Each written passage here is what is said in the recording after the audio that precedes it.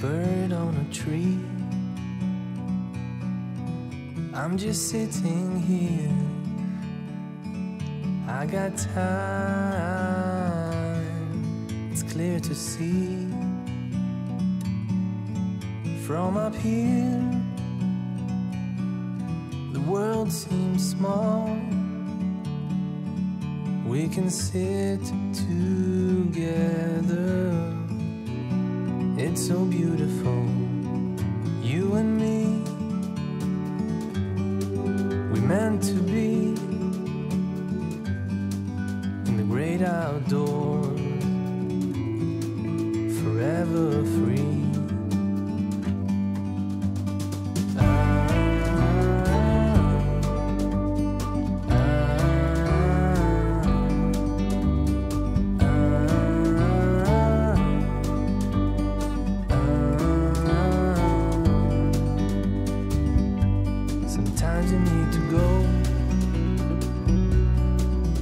Take a step back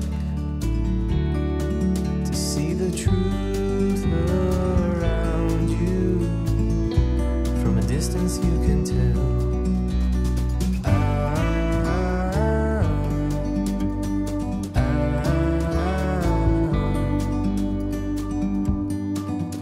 You and me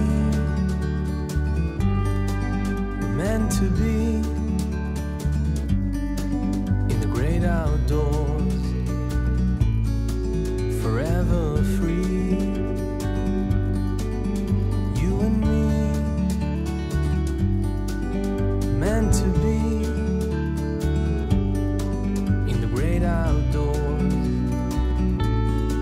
forever free.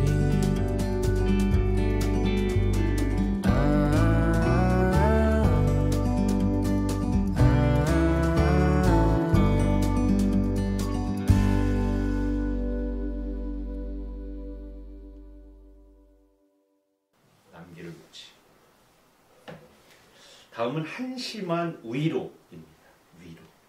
위로 알죠? 토닥토닥, 쓰담쓰담 이런 말을 우리가 많이 쓰는데 위로는 위로인데 한심해. 경험만한 스펙이 어디 있겠니? 사랑도 직장도 경력자 우대야. 엄마한테 아빠가 첫사랑인 줄 아니? 그만 울고 밥 처먹어. 아이고 화장지 아까워 죽겠네. 어떤 상황인지 알겠죠? 이성 친구하고 헤어지고 와서 깍티슈를 들고 방에 처박혀서 계속 울고 있는 딸에게 또는 자식에게 엄마가 들어와서 위로한다고 하는데 이런 위로. 엄마한테 아빠가 첫사랑인 줄 아니? 이거 진짜 위로가 안 되고 좀 웃음이 터지겠지만 그럼 이게 뭐야? 사랑도 직장도 경력자 우대야. 그러니까 너의 이별도 삶의 경력이 될 거야. 이런 얘기인데 위로치고는 좀 한심한 위로죠. 이런 시가 있었고요. 첫사랑, 이 첫사랑이라는 시가 첫 번째 그 청소년 시집에는 이렇게 되어 있습니다. 첫사랑. 헤어진 지 열흘이 됐다. 나는 약물 과다 복용으로 죽을 것이다. 끔찍해. 세월이 약이랍니다. 근데 열흘이 됐는데 계속해서 그 첫사랑을 잊지 않고 언젠가는 내 사랑으로 만들겠다라는 의지가 있는데 젊은이답죠. 난 약물 과다 복용으로 죽을 것이다. 세월이 약이라면 끝까지 세월이 지나도 이 약을 계속 과다 복용할 것이다. 근데 대부분 한 달 못 채웁니다. 제가 본 많은 친구들은 헤어졌을 때 최고의 약은 새로운 친구를 사귀는 거예요. 그때는 대부분 선생님이 그 역할을 해줄 때도 있어요. 갑자기 남자친구 있었던 애가 노총각 선생님을 좋아하기 시작해. 잠깐! 왜? 학교마다 왜?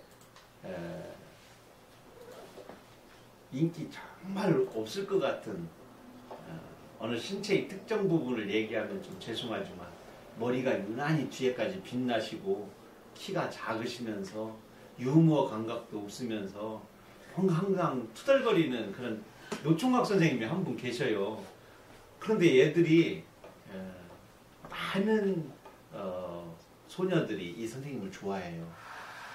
저 사람은 내가 구원해 주지 않으면 영원히 혼자 살 것 같아서 이렇게 안쓰러이 여겨서 모성애로 이렇게 좀. 근데 대부분 이쁜 애 중에 간혹 그렇게 마음 쓸 때가 있거든요. 그 선생님한테 꽃다발 갖다 놓고 막 씩씩거려. 그거는 먼저 사귀었던 친구가 헤어져서 다음 친구가 색이 나타나기 전까지 아주 잠깐 자기 치료 차원에서 학교에는요 잘생긴 선생님도 필요하고요, 운동 잘하는 선생님도 필요하고요, 다양한 취미 스포츠를 가지고 있는 선생님도 필요하고요, 다양한 선생님이 계셔야 돼요. 아이들은 그 다양한 선생님들의 장점과 단점을 거울 삼아서 반면 교사를 삼아서 좋은 인격체로 훌륭한 어른으로 성장을 하는 거예요. 끝까지 그 선생님을 막 미워하고 사랑하고 그런 거 아니에요. 성장 과정 속에서 필요한. 저는 그런 면에 있어서 아이들의 모자란 부분을 많이 채워줬던 그런 선생님입니다. 저도 아이들에게 연애 편지를 제가 받은 적도 있답니다. 웃지 마세요. 업그레이드. 대표님 한번 읽어보실래요? 업그레이드. 네. 업그레이드. 내 지문만으로 열리고 싶어. 민망한 얼굴 인식은 이제 그만. 내 형체만 뚜렷하게 들여다보고 싶어. 간지럽고 오글거리지만 내 손끝 패턴이 좋아. 생년월일과 처음 키스한 날로 조합한 비밀번호도 좋아. 누구랑 첫 키스했는지 따지지 않을게. 내 불갑 손가락과 눈동자와 숨소리를 다 갖고 싶어. 내 어지러운 머리맡이나 주머니 속 어둠도 사랑해. 내 가까이에서 격렬하게 진동하고 내 무관심에도 무음으로 기다릴 거야. 새로운 짝에 관심이 많은 걸 알아. 걱정 안 해. 나도 내가 직접 하는 건 싫어. 나는 너에게만 열리는 신상이 될 거야. 나는 너를 위해 늘 업그레이드 하거든. 이 말을 지금 화자가 누구예요? 이 말을 지금 누가 하고 있어요? 사람이야? 사물이야? 남자야? 여자야?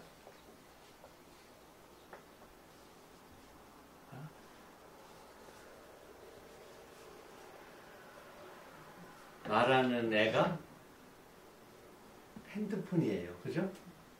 핸드폰. 지문인식, 홍채인식 그런 거 있죠? 내 지문만으로 열리고 싶어. 민망한 얼굴 인식은 이제 그만. 얼굴 갖다 대는 거 이거 싫어.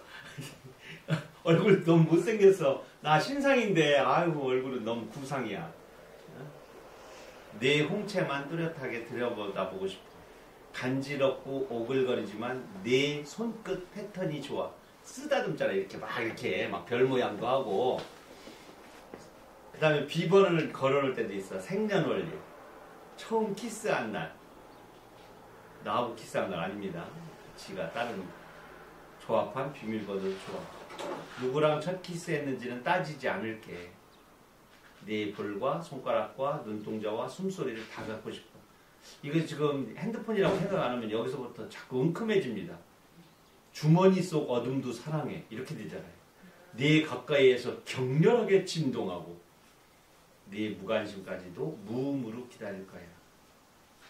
새로운 짝에 관심이 많은 걸 알아. 왜? 계속 새 거 사고 싶어 해. 나는 너에게만 열리는 신상이 될 거야. 그래서 신상이 되려고 얘가 오래된 거지만 하는 게 업그레이드를 계속 하는 거예요. 새로. 안드로이드. 그래서 이게 지금 핸드폰이 핸드폰 주인에게 이성 정말 연인처럼 핸드폰을 대하잖아요. 가장 소중하게 머릿맡에 놓고 비번 걸어놓고 누가 내 핸드폰 가져가거나 쓰거나 그러면 막 정말 애인하고 핸드폰은 같이 소유할 수 없는 거야! 막 이렇게 정말 첫사랑처럼 소중한 끝사랑처럼 핸드폰에 집착합니다. 핸드폰 증후군이라는 게 있어서 스마트폰 증후군에 대해서 제가 한번 우리가 스마트폰 증후군에 지금 빠져있는지 한번 알아보도록 하겠습니다. 스마트폰 증후군의 주요 증상. 나 눈이 너무 피로해. 시력이 저하돼. 아침에 일어나거나 자기 전에 어둠 속에서 이 푸른 빛을 보는 게 시력 저하나 망막을 손상시키는 아주 주범이죠. 그래서 그 푸른 빛을 보호하기 위해서 여러 장치들을 좀 쓰고 있지만 핸드폰 자체 회사에서 그래도 자연의 빛하고 좀 다른 인공의 자극적인 그런 빛이 나오기 때문에 시력이 저하지고 안압이 문제가 생깁니다. 그 다음에 증후군의 특징, 손과 발의 통증과 경직, 오십견도 있을 수 있고요. 어깨, 목 이런 데까지 번집니다. 그는 어떤 한 자세를 취해서 오랫동안 하기 때문에 그렇죠. 자판도 그렇지만 스마트폰은 더욱더 스마트 기기가 작기 때문에 두 손을 안쪽으로 좀 모아야 되고 또 침대 위에다 올려놓고 측면으로 할 때 오른쪽 눈과 핸드폰의 거리와 왼쪽 눈과 핸드폰의 거리가 이등변 삼각형이 되겠죠. 약간 차이가 나겠죠. 그리고 그 중심을 잡기가 가운데다 딱 놓고 보는 게 아니란 말이죠. 이렇게 하고 누워서 보니까 이렇게 하고 좀 차이 나서 그렇게 해도 좀 다치고 또 목과 어깨가 경직되는 거죠. 불편해집니다. 그리고 허리가 거북목 들어봤죠? 거북목 경추 6개가 동그랗게 휘어져가지고 머리가 고릴라 침팬지처럼 앞으로 쑥 내밀어져서 그러죠. 그래서 우리가 손을 이렇게 올리고 이렇게 올린 다음에 해볼까요? 손을 옆으로 이렇게 올린 다음에 조금 올려. 힘 주지 말고 그 상태에서 목만 다시 이렇게 최대한 벌려서 목을 풀고 좀 시원해지죠. 네. 제가 교직에 있을 때도 서서 4시간, 5시간 이제 수업을 하게 되잖아요. 그래서 이제 하지정맥류가 교사들이 좀 많습니다. 저는 아침에 일어나서 또 자기 전에 젬젬 발가락, 손가락을 젬젬 하는 것도 하지만 요 무릎 위에 있잖아요. 무릎을 기역자로 이렇게 굽힌 다음에 그 위에 종아리를 올려놓고 둥글둥글 돌리면 이 무릎뼈가 그 마사지 기계 역할을 해요. 너무 좋은 게 이 무릎이요. 둥글기도 하고 뾰족하기도 하답니다. 그래서 어느 부분에 닿으면 하고 아픈 경우가 있는데 그 부분을 살살 오랫동안 둥글려주면 종아리 근육이 잘 풀려요. 누구한테 주물러 달라고 그러면 돈 줘야 돼. 가족끼리도 경제가 돌아다녀.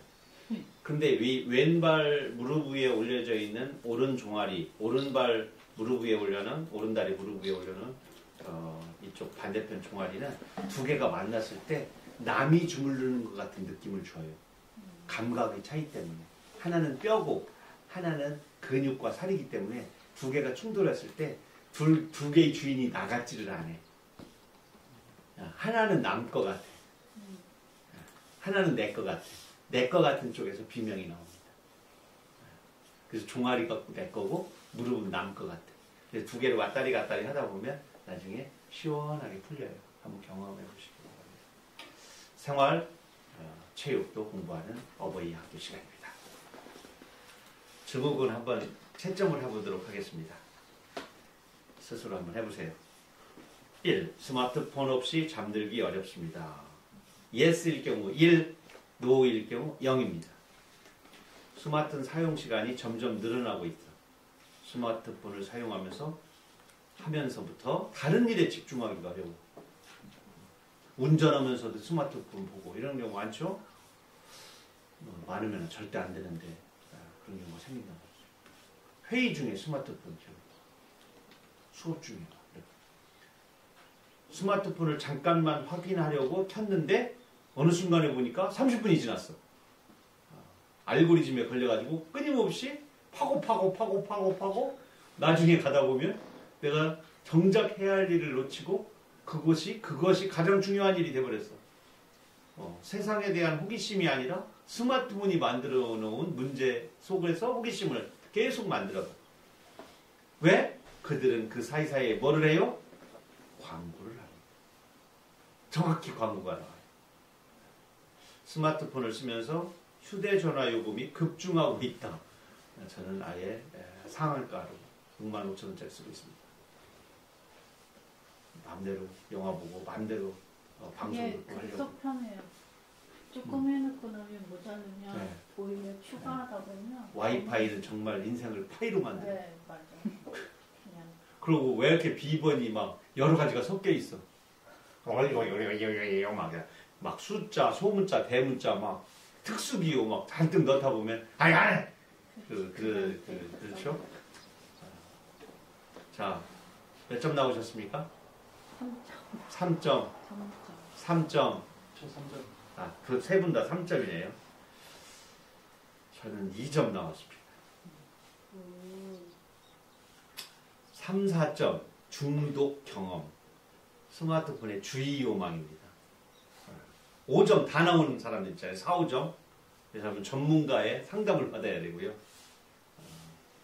1, 2점 저도 스스로 관리가 좀 필요하다고 그러는데 사실은 제 스스로 평가할 때 세모가 많았어요. 사실은 5개 다 0, 1이 아니고 1.5 아니 0.5 그렇기도 한 것 같고 아닌 것 같기도 해요. 그렇게 0.5도 문항이 있었으면 점수가 좀 더 높아졌을 것 같아요. 저는 이거 좀 점수가 좀 잘못된 것 같아요. 근데 뭐 제가 이 전문가가 만들어 놓은 채점 문항이기 때문에 제가 바꿀 수가 없었습니다. 예방법이 있어야 되겠죠. 화면 시간 관리. 이거 실제 걸어놓으면요 소용없어요. 금방 풉니다. 내가 스스로 할 수 있어. 이렇게 올바른 자세. 항상 회음부하고 여기 대천문하고를 반듯하게 하고 지구의 중심에다가 일직선. 그게 됩니까? 양발 사이에 항문 바로 앞에 회음부라는 데가 있어요. 거기하고 여기 대천문이 있어요. 척추 26개의 뼈마디를 하나로 되도록이면 일직선으로 한 다음에 그 다음에 일직선으로 해놓고 이렇게 하면 안 돼. 저 지구 속에 마그마 저하고 그래가지고 지구의 핵 가운데에다가 일직선을 딱 맞춰놓고 이렇게 올바른 자세. 일간 스마트폰 휴식일이 있어야 돼. 이거 죽음이야. 스마트폰을 뒤척임 이게 뭐냐면 누워서 하지 말라는 얘기입니다. 누워서 하면 어떻게 돼요? 이렇게 하고 있다가 스마트폰을 이쪽으로 넘겨놓고 또 반대로 하고 목이 힘들으니까 베개를 반으로 꺾어가지고 다시 받치고 나중에는 안 되니까 나중에 어떤 현상이 생기느냐면요. 머리를 침대 밑으로 내려뜨리고 핸드폰을 방바닥에다 놓고 피가 위로만 쏠려가지고 거꾸로 하다가 나중에는 발과 발 사이를 이렇게 들어서 발과 발 사이를 핸드폰을 붙들고 조금 하다가 몸이 다 뭐 분실하니까 그거 이렇게 침대에다 고정해가지고 이렇게 하는 거 있잖아요. 그거 나중에는 영화 한 편 보고 나면요 온몸이 경직됩니다. 딱 이렇게 있다가 이렇게 하고 있었기 때문에 오히려 뒤척뒤척 하는 거이 몸에는 좀 괜찮은 것 같은데 눈에는 또 너무 안 좋다고 그러니까 스트레칭 꼭 해야 된다고 그래요. 스마트폰을 버리고 운동과 놀이를 하라고 하는데 요거 하려고 하다가 엄마하고 아들하고 싸웁니다. 한 게임만 더, 조금만 더, 결정적인 순간에 왜 그래? 막 이러다가 눈 운동도 하라고 합니다. 밑에는 출전입니다. 자, 다음은 해도 되는 말. 저는 이 내용을 가지고 욕선물이라는 제목의 그림책을 썼는데 해도 되는 말로 청소년 시로도 이렇게 썼습니다. 실제 해도 되는 말인지 아닌지 모르겠어요. 해도 되는 말인가 한번 보세요. 햇살 좋은 날 장독 뚜껑이 해도 되는 말. 뚜껑 열리겠네. 아, 뚜껑 열리겠어. 햇살 목욕하는 자라가 물속으로 들어가며 해도 되는 말. 아, 열받아. 아, 진짜 열받아. 소방관 아저씨가 불난 곳으로 달려가며 해도 되는 말. 꺼져! 다 꺼지라고. 양볼 가득 알밤을 숨긴 다람쥐에게 밤나무가 해도 되는 말. 더 싸가지. 애들도 많은데 더 싸가지. 치과 의사가 개구리 입을 들여다보며 해도 되는 말. 이가 없네? 어이가 없어. 말벌을 감싼 꿀벌들이 장수 말벌이 타 죽을 때까지 날개짓하며 해도 되는 말. 열라 졸라라. 졸라 열라라. 말벌, 장수 말벌을 이게 레몬 크기 모양으로 꿀벌들이 동그랗게 싼 다음에 막 날개짓을 해서 말벌을 익혀서 죽여요. 온도차 때문에. 근데 이게 안 되는 동네는 더 밀착을 해서 얘들이 기문이라고 해서 배를 숨 쉬는데 여기 갑각 있잖아요. 갑각 사이 거기를 딱 붙어서 숨을 못 쉬게 해서 또 죽여요. 그걸 또 연구를 했어요. 그거를 제가 2022년이니까 작년 7월입니다. 1년 전에 이 커런트 바이올로지 표지에 말벌 주변에 엄청난 수의 꿀벌이 모여있는 사진이 실렸. 그리스 아리스토텔레스 대학의 알렉산드로스 파크리스토포로, 이거 어렵죠? 파크리스토포로 교수입니다.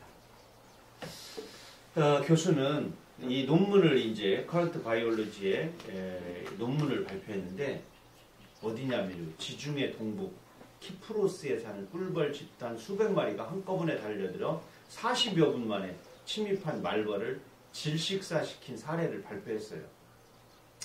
예전에는 그 일본 말벌이라고 그래서 이 아시아 말벌들에 관한 거는 이전에 있었는데 요번에 새로운 거는 이제 온도차를 아닌 하나가 더 발견됐기 때문에 또 나온 겁니다. 겉으로 보면 한 150, 300마리니까 한 250마리 정도의 꿀벌이 뭉쳐서 레몬 크기의 바울, 이 바울을 공 모양을 형태를 이루는데 그 공 모양 안쪽에 말벌이 들어있는 거죠. 그러게 되면 말벌이 꼼짝을 못합니다. 수백 마리의 꿀벌이 말벌에게 달려드는 모습은 사실은 1990년대 중반 일본에서 처음 발견을. 그러니까 일본에서 발견한 말벌은 우리가 이제 통상 일본 말벌이라고 하는데 일본에서 발견한 말벌을 일본의 꿀벌들이 죽일 때는 말벌이 죽는 온도하고 꿀벌이 죽는 온도가 열 온도가 차이가 나서 날개를 막 해가지고 공 모양의 안에 있는 실내의 온도를 한없이 높여가지고 태워 죽이는 거였거든요. 좀 대단하지 않아요? 네. 익혀 죽었어요. 꿀벌이 뭉쳐진 공 내부의 섭씨는 49도까지 올라가는데 아시아에 사는 말벌은 45도 이상이 되면 죽어요. 그래서 그 온도만 딱 되면 일제히 딱 끝나요. 왜냐면 더 오르면 어떻게 되냐면 안에 갇혀있는 꿀벌도 죽어요. 그래서 꿀벌이 딱 정확히 자기들이 온도를 감지해서 말벌이 딱 죽고 나면 싹 풀어가지고 온도를 싹 빼는. 이게 이제 일본이었는데 그런데 이 키프루스나 사우디아라비아에 있는 말벌은 50도가 넘어야 죽어. 45도에 죽는 게 아니고. 그러면 50도가 넘어야 죽으면 꿀벌도 죽어. 그 얘들은 그럼 어떻게 해야 되느냐? 화공만으로는 안 되니까 불공격으로만 안 돼서 이번에는 뭘 선택하느냐? 질식시키는 전략이 더해졌다는 걸 발견했어요. 말벌이 배에는 기문, 공기구멍입니다. 숨 쉬어요. 배에 기문이 있어서. 우리가 벌레 기문이 있잖아요. 거기 점점점점점 돼 있잖아요. 구멍을 통해서 호흡을 하는데 이 기문은 외골격, 그러니까 갑각류 비슷하게 생겼잖아요. 골격 갑각류인데 그거를 못 움직이게 하면 숨을 못 쉬는 거예요. 그렇게 해서 죽이는 것을 발견해가지고 요번에 1년 전 작년 7월에 발표를 했어요. 우리 최재천 교수, 우리나라 교수는 이 키프루스에 있는 꿀벌들의 열 공격으로는 부족해. 이 벌은 열 공격만으로는 부족해서 질식사하는 전략을 병행 두 가지를 같이 하는 거죠. 왜냐면 어느 정도까지는 온도를 높여야 얘들이 못 움직일 때 그때쯤에 기운까지 확 먹어가지고 질식사시키는 그러한 뭉티면 살고 흩어지면 죽습니다. 대단한 저 같아요. 꿀벌 사장님이 잘 정리해놔서 이 효선일의 꿀벌 농장 카페에서 제가 옮겨왔습니다. 근데 이 내용은 원어로 되어 있는 것도 이렇게 보면은 정말 저는 처음에 일본 말벌의 공격에 의해서 이것만 공부하고 졸라 열라 이걸 제가 썼는데 작년에 이렇게 기문을 막고 또 새로운 방법으로 말벌을 죽이는 꿀벌들의 모습을 보고 우리가 생각하는 세계보다 훨씬 더 이 곤충과 동물과 식물의 자연의 세계는 오묘하고도 오묘하다. 저는 우리 집에 가장 많이 보는 텔레비전 채널이 226번, 227번. 우리는 거기에 항상 동물과 곤충과 나오는 쉽게 말하면 동물의 왕국 24시간 버전입니다. 시간 가는 줄 몰라요. 요즘에는 웬만한 것들은 밑에 자막을 보지 않아도 그림만 봐도 대충 이렇게 이해가 되는. 혼자 그러고 하고 있어요. 한때 이노 때가 주면서 또 따라도 하고 그러는데 너무 재밌어요. 재밌어. 오늘 본 것 중에는 퓨마나 표범에게 잡혀간 개가 곰에 잡혀간 사람처럼 끝까지 죽은 척하고 있다가 막 물고 흔들고 해도 죽은 척하고 있다가 방심하는 사이에 탈출하는 그 지능을 가진 그 개의 동영상을 보았는데 개가 연기를 너무 잘하는 거야. 목을 나뭇가지에서 탁 늘어뜨리고 발 이런 데 어둥거리지 않고 막 여기를 물고 흔들고 이쪽까지 옮길 때도 몸에 힘을 다 빼서 완전히 죽은 것처럼 행동을 하다가 방심하는 사이에 힘을 딱 모아서 전속력으로 달리는데 죽은 게 아니었어. 근데 목은 물었는데도 안 죽는 목을 이렇게 물고 옮기는 거예요. 나뭇가지로. 언제 먹을까 하고. 그래서 개가 저렇게 저건 거의 그 예종, 한예종 연극 영화과 보다 더 죽은 연기를 잘하는 거야. 온몸에 힘을 빼고 늘어지는 연기를 어떻게 해요? 그럼 어떻게 할까요? 그리고 눈을 감고 표정이 한 개의 변화가 없어. 진짜 천연덕스러워요. 지금 여기서 내가 조금이라도 꿈틀거리고 사한 척을 하면 일단 죽이고부터 시작하는데 얘가 청 들어져 있으니까 그냥 방심을 하게 하는 거지.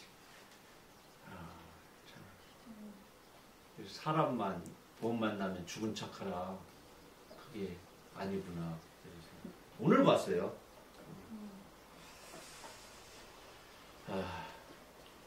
다음은 꽃대. 꽃대가 뭘 알죠? 꽃대?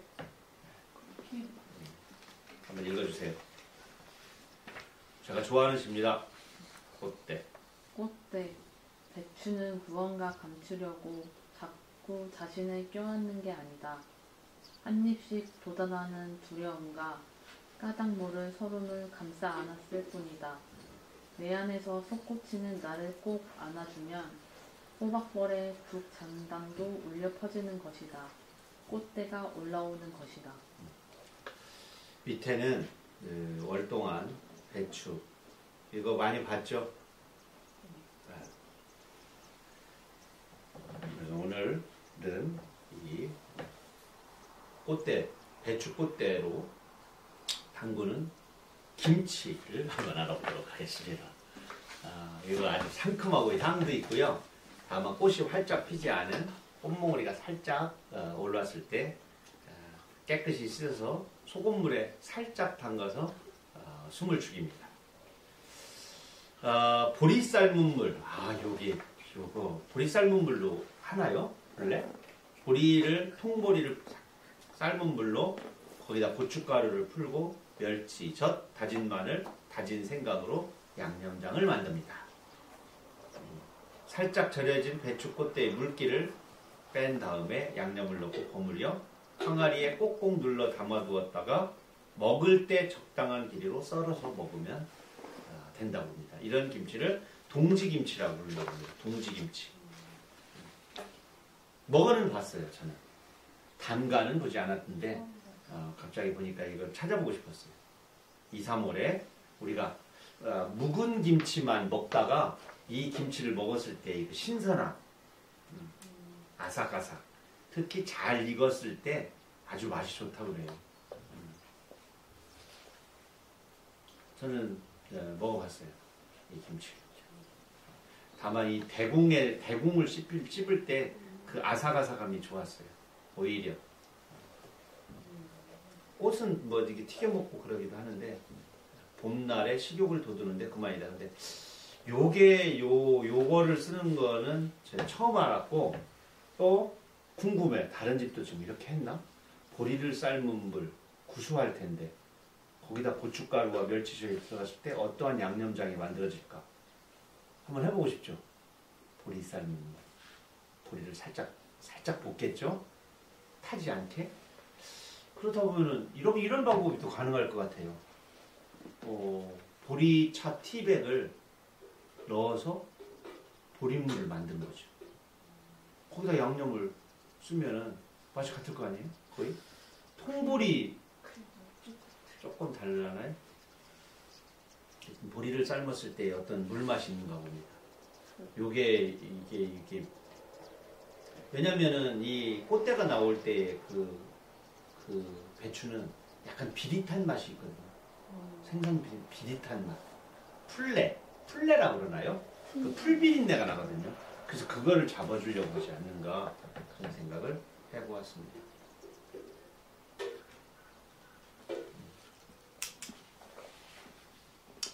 다음은 낙타라는 시 읽고 시 한 편 낭송하고 마무리하도록 하겠습니다. 낙타. 지칠 때마다 낙타를 생각해요.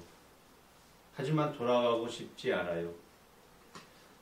하느님이 굽어보면 세상은 다 보육원이겠죠.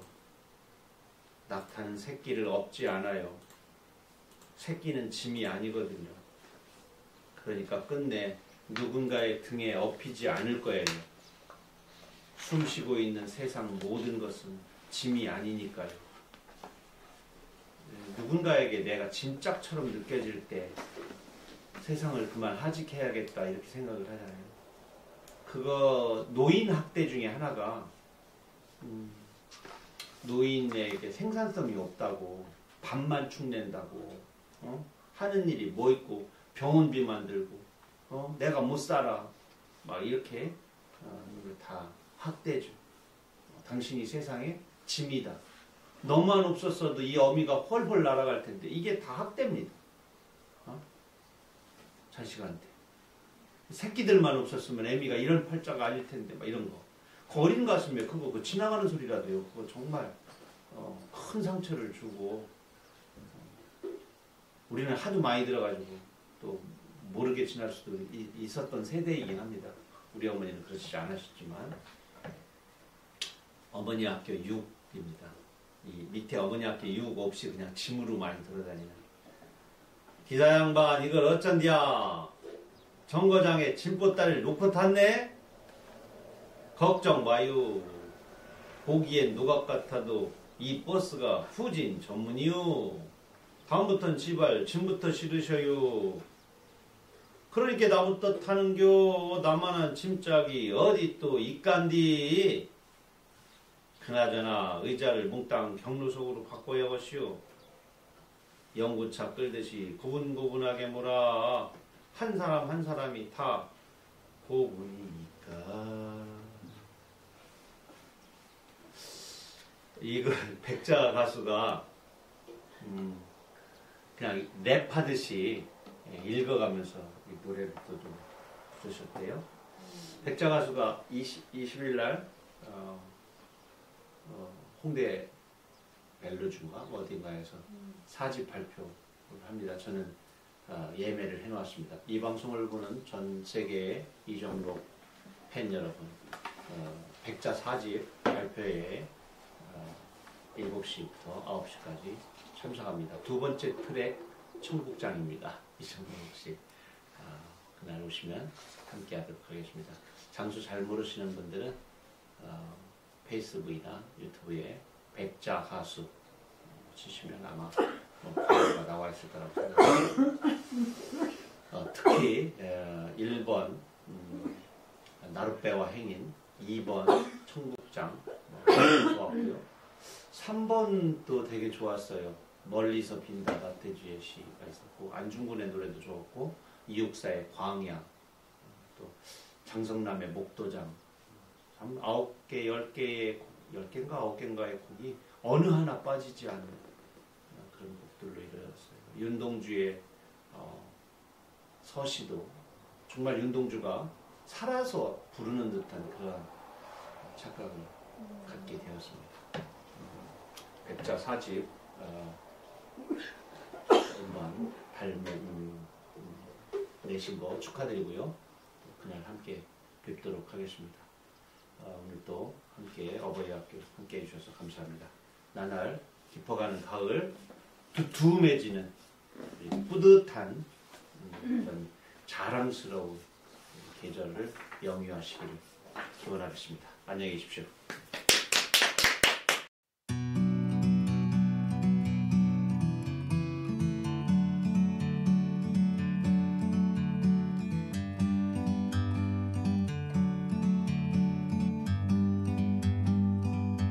Like a bird on a tree,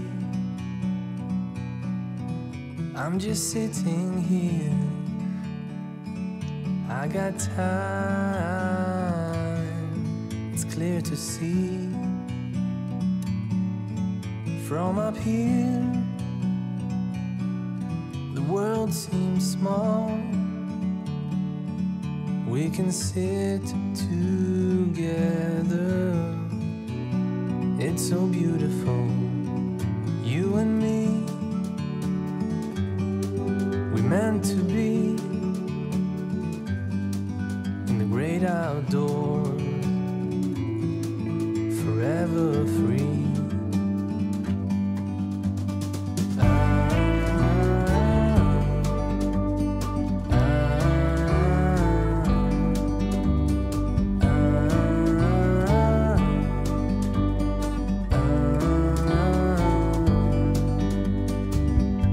Sometimes you need to go